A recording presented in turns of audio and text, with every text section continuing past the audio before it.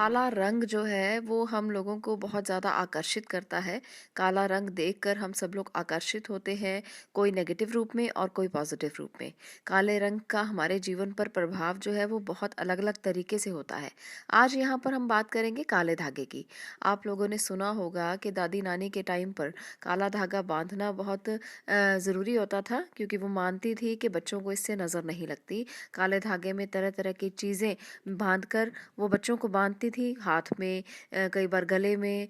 इस तरह से उस काले धागे का प्रयोग किया जाता था। तो आज की इस वीडियो में हम जानेंगे कि काले धागे का प्रयोग हम किस प्रकार से कर सकते हैं ताकि हमारे सभी तरह के ग्रह जो है वो शांत हो जाए। काले धागे के बहुत सारे प्रयोग आपको मिल जाएंगे। हमारी संस्कृति में, भारत में आपको काले धागे के बहुत सारे रहस्य मिलेंगे क्योंकि कई जगह तो ये कहा जाता है कि अगर कोई अच्छा काम कर रहे हैं, कोई सेलिब्रेशन हो रही है, घर में कोई ऐसा प्रोग्राम हो रहा है, कार्यक्रम हो रहा है जो खुशी का हो, तो ऐसे में काले कपड़े नहीं पहनने चाहिए क्योंकि ये रंग जो है वो नेगेटिव एनर्जी का रंग माना जाता है। इसलिए काले कपड़ों को ना पहना जाए और दूसरी तरफ वहीं बच्चों को वो रंग का धागा पहनाया जाता है। तो ऐसी कई बातें हैं जो आप लोगों को आपके आसपास मिल जाएंगी। काले धागे के लिए बहुत सारे प्रयोग किए जाते हैं।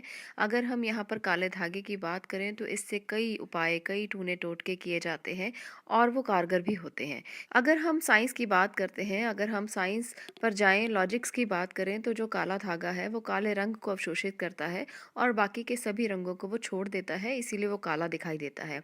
तो इसलिए माना जाता है कि काले रंग में ऐसी शक्ति है जो नेगेटिव एनर्जी को अब्जॉर्ब कर लेती है अपने अंदर और इसके बाद वो बाकी सभी एनर्जीज को छोड़ देती है, रिलीज कर देती है। इसलिए अगर किसी भी व्यक्ति को कोई नजर बाधा लगी है, नजर का दोष है, तो ऐसे में काला धागा बांधना चाहिए ताकि सामने वाले व्यक्ति की नजर काले धागे पर पड़े और वो उसे अवशोषित कर ले और उसके बाद एक पॉजिटिव एनर्जी को रिलीज करे ताकि वो आपके ऑरा मंडल में, आपके आभा मंडल में वो एनर्जी रिलीज हो और आपको राहत मिले। काला धागा जो है वो बांधना चाहिए परंतु उसे समय समय पर उतार कर बदलना भी चाहिए।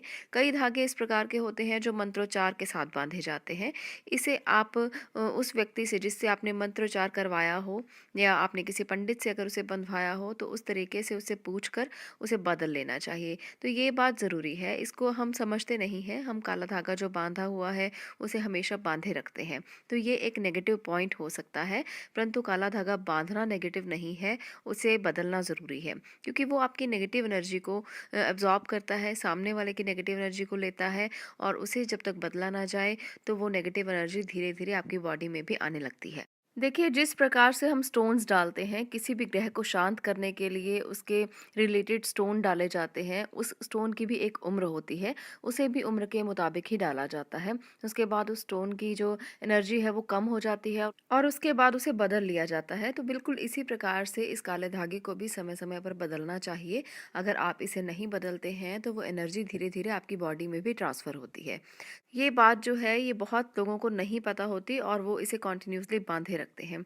ये बात बिल्कुल सच है कि काला धागा जो है वो शनि के कई दोषों को भी ख़त्म करता है। यहाँ पर मैं आपको शनि के कुछ दोषों को ख़त्म करने के लिए काले धागे का एक उपाय भी बता रही हूँ। ये उपाय आप किसी भी दिन कर सकते हैं, शनिवार या मंगलवार को किया जा सकता है। मंगलवार को किया गया शनि का कोई भी उपाय बहुत कारगर होता है। इसके पीछे रीज़न ये है कि हनुमान जी ही एक ऐसे देवता हैं जो शनि को कंट्रोल कर सकते हैं। तो इसलिए शनि का कोई भी उपाय हो आप उसे मंगलवार को करें, ये आपके लिए बेहद ही अच्छा होगा। आप लोगों को इसके प्रभाव भी बहुत ज़्यादा अच्छे मिलेंगे। तो आपने क्या करना है कि सूती एक काला धागा ले लें।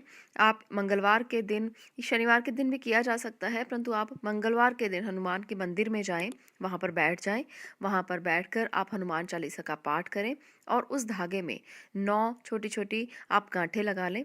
इन 9 गांठों को लगाते लगाते आप हनुमान चालीसा का पाठ करते रहें और इसके बाद जब ये गांठें लग जाएं तो इन गांठों में आप हनुमान जी के पैर का सिंदूर लगा दें। सभी 9 गांठों में आप सिंदूर लगा दें और इसके बाद आप घर ले आएं इस धागे को और इसे आकर अपने मुख्य दरवाजे के कहीं भी आसपास बांध दें। जहाँ पर भी आप लगे कि दरवाजे के आसपास आप उसे बांध सकते हैं, आप बांध दें। आपको बहुत ही अच्छे प्रभाव मिलेंगे, कोई भी नेगेटिव एनर्जी आपके घर में प्रवेश नहीं कर पाएगी। इसके साथ साथ इस उपाय को उन व्यक्तियों के ऊपर भी किया जा सकता है जिन पर शनि की कोई भी दशा चल रही हो या शनि का कोई ऐसा प्रकोप हो जिससे उनको रक्षा की ज़रूरत है। तो ऐसे में आप लोगों को उस व्यक्ति को वो धागा बाँध देना चाहिए। काले रंग का धागा मंगलवार के दिन अगर बाँधा जाए, तो उसका प्रभाव जो है वो अलग तरीके से मिलता है। इससे आपको बहुत राहत मिलेगी, शनि जनित दोष दूर होंगे और अगर किसी की ढैया या साढ़े साती चल रही है, उसके प्रभाव से भी मुक्ति मिलेगी। परंतु इस धागे को बाँधकर ऐसे ही नहीं छोड़ना है। अगर आपने किसी व्यक्ति के ऊपर ये धागा बाँधा है, तो आपको रोज़ाना इस प्रकार से ही, जिस प्रकार से मंदिर में बैठकर आपने पाठ किया है हनुमान चालीसा का, रोज़ाना आप इस पाठ को करें। और ऐसा करने से ये जो धागा है ये और भी अच्छा और शक्तिशाली होता जाएगा और इसकी पावर्स जो हैं वो बढ़ती जाएंगी।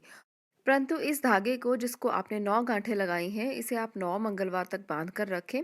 10वें मंगलवार इसे मंदिर में ही हनुमान जी के आगे अर्पित कर दें और नया धागा बांध लें। इससे आपके मंगल जनित दोष और शनि जनित दोष, दोनों ही दोष दूर होंगे। किसी भी प्रकार की समस्या है, किसी भी प्रकार का दोष है मंगल और शनि का, इस उपाय से बहुत जल्दी दूर हो जाएगा। बहुत ही अच्छा और शक्तिशाली उपाय है, करके देखें, आपको राहत मिलेगी और बहुत अच्छा महसूस होगा। चलिए, इस प्रकार से इस उपाय के साथ आज की वीडियो को मैं यहीं ख़त्म करती हूँ। अगर आप लोगों को ये अच्छा लगा हो उपाय और आपको इससे राहत मिली हो, तो कमेंट सेक्शन में ज़रूर बताइएगा। आज के लिए इतना ही। वीडियो को देखने के लिए धन्यवाद।